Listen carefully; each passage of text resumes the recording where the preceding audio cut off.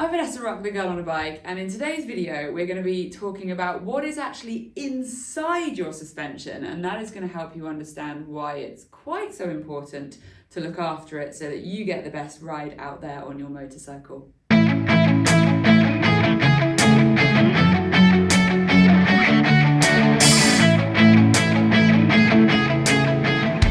Suspension. It is very often one of those things that as motorcycle riders we think about and go, this is way too complicated for me to get my head around. I don't really know what to do with it.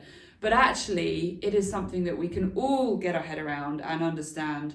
And when you get your suspension right on a motorcycle, it is unbelievable how much better your performance, your confidence, and your speed and output on the motorcycle is going to be.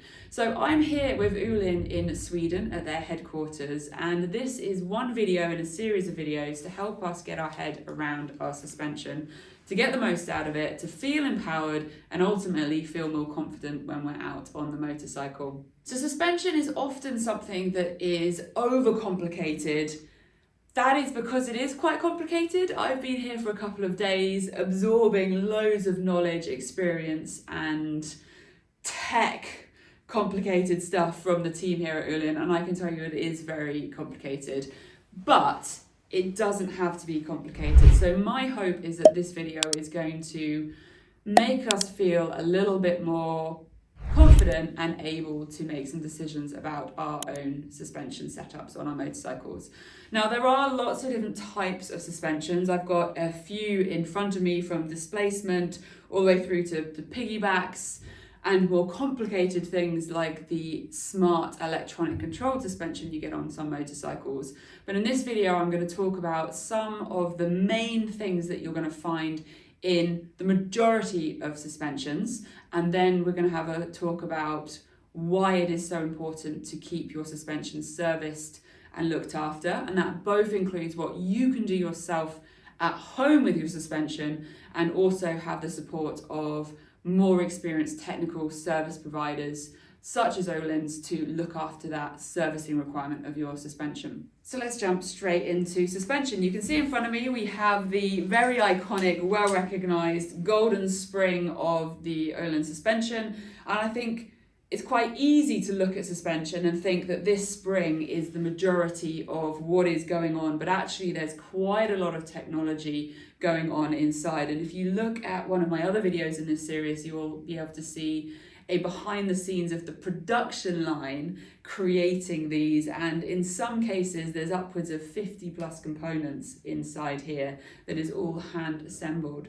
So let's talk about all of the individual things that make up this suspension. I'm going to start with a D-type suspension. So this is a divider suspension and is one of the more simple setups, which is going to make it easier for us to talk through the different components. The first one is really visual and really obvious, and that is the spring. Öhlins are very often the beautiful gold. This spring is a key part of the suspension because it's going to be taking the majority of the weight and the load that the suspension is being given by your bike, you as a rider, and the impact of the terrain. And I can't even begin to make this move, and that just shows you how much force is put through your suspension. A really critical part of this is going to be making sure that this is the correct spring weight, strength, stiffness for you as a rider for your body weight, and that is well worth looking at what is the original manufacturer load weighting for a spring. It's typically your average male body weight. There's going to be more about the actual setup of your suspension in one of the other videos in this series, so check that out. So the spring is the first critical component. We then can start to get into the insides of our suspension. So if I unscrew the top, we can remove the tube, and that will reveal some more components. We have the piston, we have the shims, the valve, the piston rod, and the seal. The combination of these parts are going to be existing within the tube, within the oil that is inside your suspension. The oil is really critical for the health and the overall performance that your suspension is going to be able to give you in terms of the compression and the dampening. So looking after the health of that oil is critical, which we're going to get to a little bit later in the servicing side of this video. Now, if we pull the tube off and look inside it, you can see that you can't actually see through this tube. That is because there is a dividing piston in there, which separates the oil chamber and the nitrogen gas chamber. The movement of this setup displaces the oil within inside the tube, and the oil is moving through your shims and your valve, and the oil can't compress because it's oil, but the nitrogen gas can compress because it's a gas form, and that is where you get your compression and your dampening in your suspension. Going a little bit deeper into that, we have shims. Now, shims are these very small little discs that are within the setup inside on the piston rod. Now, if we think about the oil below and above this valve shim setup is where we get the compression and dampening of the suspension. Don't get overwhelmed by what I'm talking about, because you don't need to understand the full tech of what's happening. But the movement of the oil through this system is where you're going to get your compression and your rebound. So let's just simplify what our compression and our rebound is. Your suspension is designed to ultimately keep your contact with the ground. Your wheels are bouncing along as you go along the terrain, and if your wheels aren't touching the terrain, you have got no grip, no braking, no traction, no feel of control, and so no confidence. There's lots of things that are going to be changing that contact with the ground, such as the ground, your body weight, what you're doing, but your suspension is designed to keep those wheels planted on the ground at all times, and there's lots of things that come into that. But by having your wheels on the ground, you get ultimately the confidence in your riding because you've got contact with the ground. The suspension is going to work by constantly trying to keep those wheels hitting the ground as impacts come in. So first of all, you have the compression. If you've got your wheel and you hit a rut, your suspension is going to compress upwards from that impact and be pushed. That is the compression. That's your suspension compressing up, and all of the spring, the oil, and the oil movement through those shims and the valve is going to be that compression. You're then going to have the rebound, which is the speed at which that suspension will come back to its original position after you've had that impact. So the up and the down, the compression and the rebound. Very easy to get overwhelmed by this concept, but actually it's two key things: the speed at which it comes up and the speed at which it returns to normal. And the combination of all of these things inside is what's going to be controlling that. So how do you control that? Depending on the type of the suspension that you have will vary on the control. So on this more simple suspension, you have the shims internally, which are going to control the displacement of that oil. So to change those, you need to be going to a service provider who can work on those shims and adjust it. Be careful that you make sure you go to someone that really knows what they're doing, because there are definitely shim cowboys out there who will claim to know everything about your suspension and can actually really make it a lot worse and not help you out. You can also then have adjustments. So on this suspension, you can change the dampening of your suspension through the control here. If I pick up a slightly different setup of suspension, you can see two controls here. It's a slightly different setup as to where the parts that I've talked about are within the system. But within here, we have the shims and the valves, both for your compression and your rebound. And clicks is probably a term that you might have heard, and you can adjust it through those. Whilst I'm holding this, you've probably noticed there's a whole additional unit on this device that wasn't on the D suspension that we first looked at. And that is a Piggyback reservoir. Same on this system as well. It's easier for me to hold in front of the camera. So internally we still have the piston, we still have the oil, those things going on, but the gas side is external in this Piggyback, and that enables you to have an additional control of having a adjustable valve here to set that dampening. So as the forces of your suspension are hitting your shock, There's the flow of the oil through that displacement, the compression of the gas, and that enables you to get the variation speed in your compression and rebound dampening through your suspension. So it's quite clever what is going on inside here. A key thing that I didn't mention, I'm going to pick this one up again because it's easier to show you, and that is the bumper rubber, which is right at the bottom here. It's very visual on this piece. A bumper rubber makes it sound like it's really soft. If I separate this, I can't even squeeze this. But if you were to fully bottom out your suspension, which means you're going to overload the suspension with more power than it's set to take, it's possible for this to compress very, very dramatically. And I hear all the way down to quite small millimeters. But that is worth mentioning because it's going to be something that is part of the servicing that you can do at home. Okay, so that should be a pretty comprehensive list of all the parts. You've got the spring, you've got the hydraulic oil, you've got the nitrogen gas, you've got shims, valves, bumpers, all of these things are in there. They're all really important, doing their part of the job in the suspension on your motorcycle. But how does knowing about these things help you at home with looking after your suspension? So let's get into the servicing side. Why is it important to service your suspension? If your suspension isn't working correctly, you are not going to be getting anywhere near the same performance out of your motorcycle. And if your riding is anything like mine, confidence is a really, really key part of riding. And knowing that when you hit a certain rock that way or break into a corner, that your bike is going to respond reliably and consistently in the same way. Once your suspension is no longer performing to its optimum amount because it's not been serviced and looked after, you're going to get irregularities or unreliable reactions from your suspension. So take the things that we've talked about in there. The oil. We all know that oil does degrade. It can get dirty. If your seals aren't looked after on the suspension, then dirt and grime can come in. All of these things are going to decrease the performance of that oil, which is going to decrease the performance of your suspension. Take it another step further. If your oil then starts to get little bits of dirt and grime in it, that dirt and grime can then be integrated into your valves and your shims.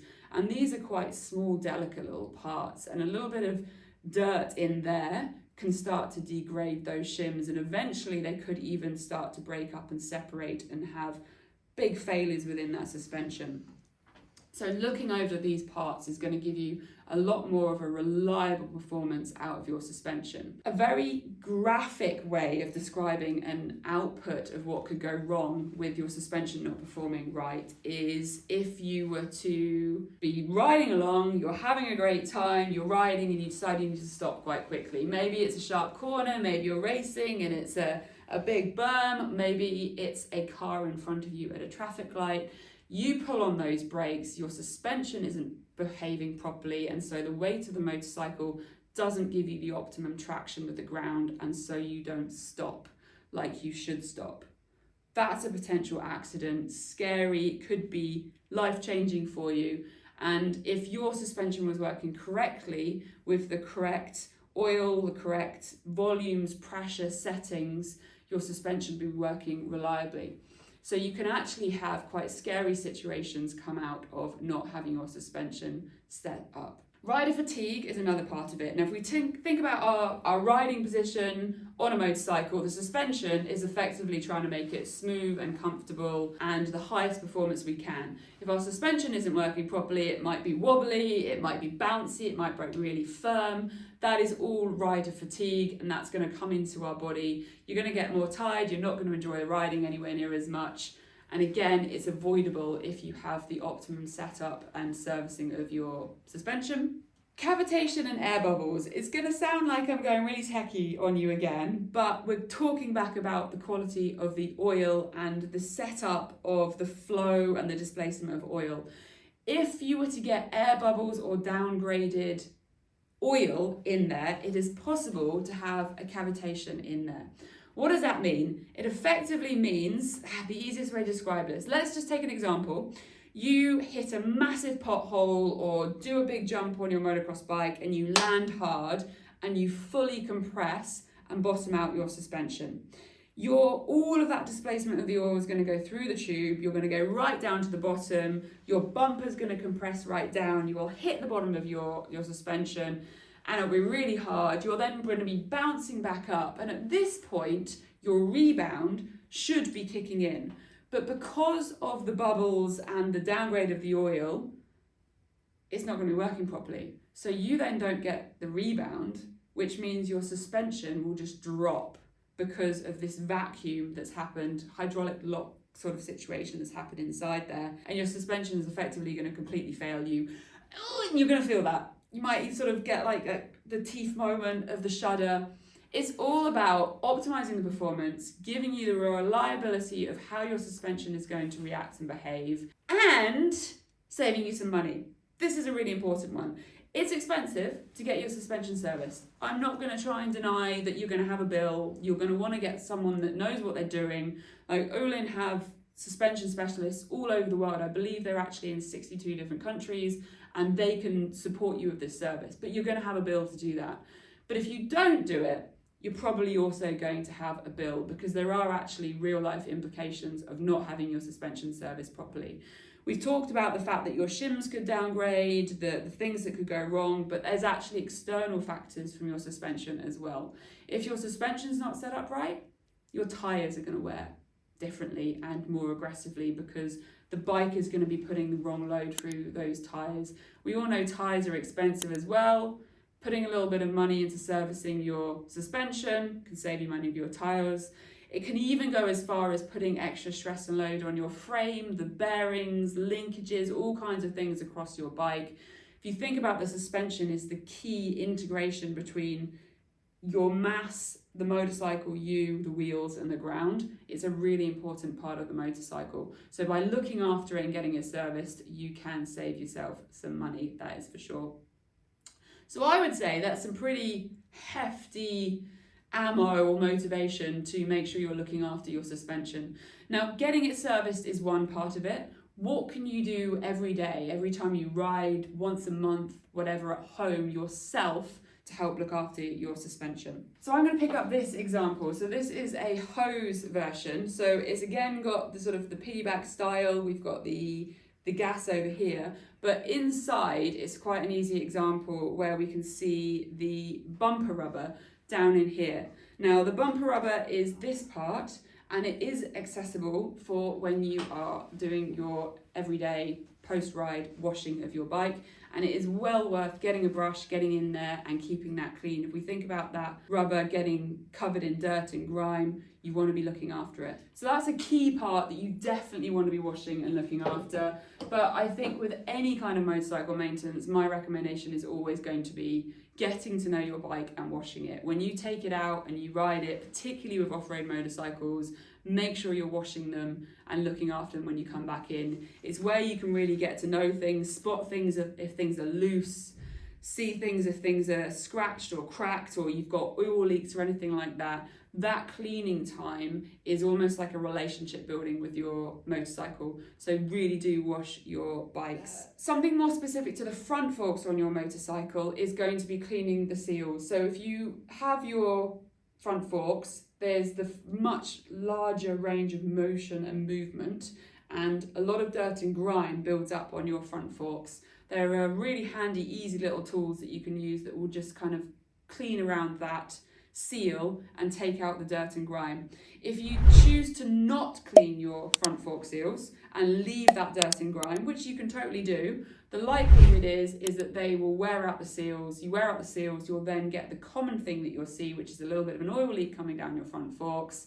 And if we think about what's going on in there, a reduction in the oil internally because you've got oils coming out is going to massively change the suspension performance. So there's some really easy things that you can do at home to help maintain your suspension, but I really do recommend that you get your suspension serviced regularly. It's something that I do. So this year, for example, my race bike, I went and did the Africa Eco Race.